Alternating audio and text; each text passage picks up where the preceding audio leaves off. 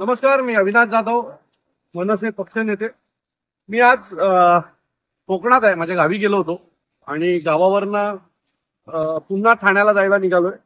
रात्रीचे 11:15 वाजले आणि 11:15 वाजता मी आता जिथे उभा आहे तो आपला कशेरीचा बोगदा।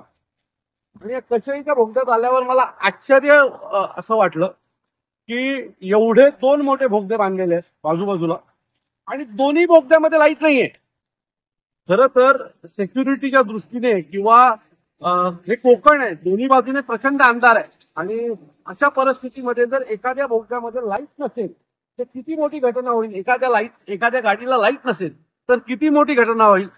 हा कोकण हायवे मागची जवळजवळ 18-20 वर्ष बनतोय। या दरम्यान अनेक कोकणातल्या लोकांचा जीव गमवावा लागला, कोणाला त्याचे हात गमवावे लागले, कोणाला पाय गमवावे लागले। आता कुठेतरी ते थोड्याफार प्रमाणात झाल्याच्या नंतर देखील आता आज मी आल्याच्या नंतर मला इथे पाहतोय लाईटच नाहीये।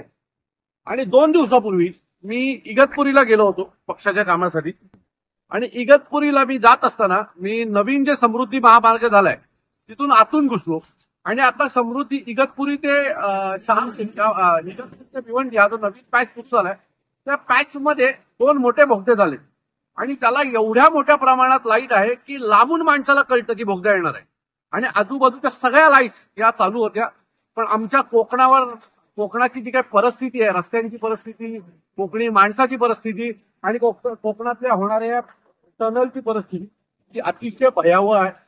जोपर्यंत कोणी मरणार नाही तोपर्यंत मला वाटतं सरकार या गोष्टींकडे लक्ष देणार नाही। ही परिस्थिती अतिशय वाईट आहे, प्रचंड पाऊस आहे आणि या परिस्थितीत आम्ही थोडा पाऊस कमी झाल्याच्या नंतर थांबलो आणि हा व्हिडिओ बनवतोय। पण मला असं वाटतंय की हा व्हिडिओ सरकारला पोहोचला पाहिजे। मी माझ्याकडनं प्रयत्नच करीन सरकारला पोहोचवायला, परंतु आपल्या सगळ्याची जबाबदारी आहे, कोकणात राहणाऱ्या प्रत्येक माणसाची जबाबदारी आहे। जर अशा प्रकारे आमच्याबद्दल तुमची वागणूक असेल ना तर या सरकारचा निषेध आहे। धन्यवाद।